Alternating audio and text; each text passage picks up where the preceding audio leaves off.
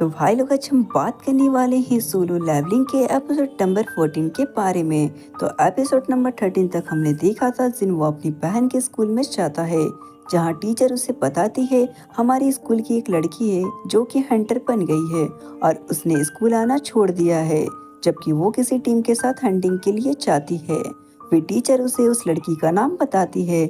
जिन वो उस लड़की का नाम सुनकर हैरान हो जाता है क्योंकि वो लड़की इसी के टीम के साथ हंटिंग के लिए जाती है। जिन वो स्कूल से बाहर निकलता है और कहता है कोरिया तो बहुत छोटी जगह है, यहाँ पर लोग अक्सर मिल जाया करते हैं। वो जैसे ही थोड़ा सा आगे बढ़ता है उसे वो लड़की मिलती है जिसका नाम हनसंग है। हनसंग उसे देखकर कहती है मास्टर तुम यहाँ पर क्या कर रहे हो, कहीं वो हंटर तुम ही तो नहीं जिसे मेरी टीचर चाहती थी कि मैं तुम्हारे साथ घूमूं? क्या तुम टीचर की तरफ से मुझे एडवाइस देने आए हो? जिनवू अपने मोबाइल में सिना की पिक्चर निकालता है और उसे दिखाते हुए कहता है क्या तुम मेरी बहन की दोस्त हो? हंसन उसे कहती है ये तो सिना है, क्या तुम सिना के भाई हो?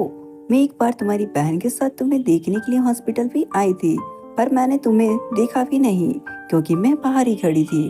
फिर हंसंग जिनवू से कहती है मुझे नहीं पता मेरी टीचर ने तुमसे क्या कहा है, पर एक बात तो पक्की है मैं स्कूल नहीं आऊंगी क्योंकि मुझे हंटर बनना है। जिनवू हंसन से कहता है तुम एक ई रैंक की हंटर हो, नॉर्मल अटैक्स मॉन्स्टर के ऊपर काम नहीं करते, तुम्हें अपने लिए एक वेपन खरीदना होगा और वेपन बहुत ज्यादा महंगा होता है।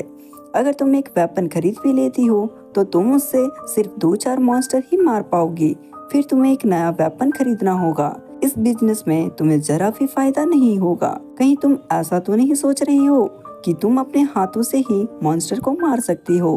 तुम्हें क्या लगता है हमारी टीम को ज्वाइन करके कुछ पैसे कमा लेने से तुम डंजन के अंदर जाने की काबिल हो जाओगी? हंसन जिनवू से कहती है तुम अपना बकवास बंद करो, मुझे पता है तुम भी एक ई रैंक के हंटर हो। अब जिनवू अपने मन में सोचता है ये लड़की तो बहुत ज्यादा तेज है, मुझे तो कुछ बोलने भी नहीं दे रही, ये तो बिल्कुल मेरी जैसी है। जिनवू उससे कहता है तुम्हें परेशान होने की जरूरत नहीं है, मैं यहाँ पर तुम्हें ये कहने नहीं आया कि तुम्हें हंटर का काम नहीं करना चाहिए। आजकल के बच्चे तब तक किसी बात पर भरोसा नहीं करते हैं जब तक कि वो अपनी आंखों से देख ना ले। हंसक जिनवू से कहती है अब इस बात का क्या मतलब है? अगर तुम मुझे यहाँ पर एडवाइस देने नहीं आए हो तो तुम यहाँ पर क्या करने के लिए आए हो? जिनवू उसे कहता है मैं तुम्हें एक हंटर बनाने के लिए आया हूँ। नेक्स्ट सीन हमें एयरपोर्ट का दिखाया जाता है, जहाँ के एयरपोर्ट में लैंड होती है एस रैंक के हीरो डंसुक उतरता है और कहता है कोरिया का एटमॉस्फेयर अभी भी ऐसा ही है। डंसुक कहता है वैसे तो मेरा प्लान 2 हफ्ते के बाद आना था,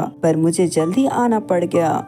उसी वक्त मॉनिटरिंग डिवाइस के हेड मिस्टर वू जिन वहाँ पर आते हैं। डंसक उसे देखकर कहता है तो तुम भी यहाँ पर आए हो? मिस्टर वू जिन उसे कहते हैं मैं मॉनिटरिंग डिवाइस से हूँ, मेरा काम हंटर को ऑब्जर्व करना है, मैं यहाँ पर तुम्हें लेने आया हूँ। कोरिया में हमेशा से ही एस रैंक के हंटर को स्पेशल ट्रीटमेंट दिया जाता है और तुम्हें भी दिया जाएगा। डंसक आगे बढ़ता है और कहता है तो तुम अभी भी मॉनिटरिंग डिवाइस में काम कर रहे हो, तो इसका मतलब है तुम अभी भी उस बूढ़े चेयरमैन गन ही का राइट हैंड हो। अगर मैं तुम्हारी जगह होता तो मैं उसका लेफ्ट आर्म को काट देता और फिर उसे अपने राइट हैंड पर ही भरोसा करना पड़ता, फिर धीरे धीरे मैं उसके पूरे बिजनेस पर कब्जा कर लेता। मिस्टर वू जिन उसे पूछते हैं तुम यहाँ कोरिया में कितने साल रुकने वाले हो? डंसक उससे कहता है मैं यहाँ पर ज्यादा देर तक नहीं रुकूंगा, जैसे ही मेरा बिजनेस खत्म हो जाएगा मैं वापस चला जाऊंगा। मिस्टर वू जिन उससे कहते हैं तुम्हारा यहाँ पर कौन सा बिजनेस है? तुम कोरिया छोड़कर यूएसए चले गए थे, यहाँ पर तुम्हारा कोई बिजनेस नहीं है, कहीं तुम्हारा वो बिजनेस एक टी रैंक के